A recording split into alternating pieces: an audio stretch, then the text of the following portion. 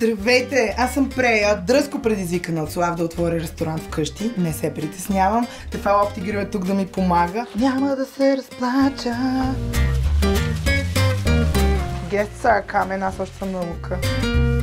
И тук се включва моя помощник Оптигрил. Той ще свърши цялата работа. Окей.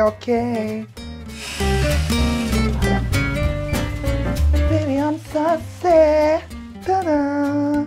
Аз вече съм готова, гостите са вече тук. Телешки, стек. Помните ли какво ви казах, че ще ядем?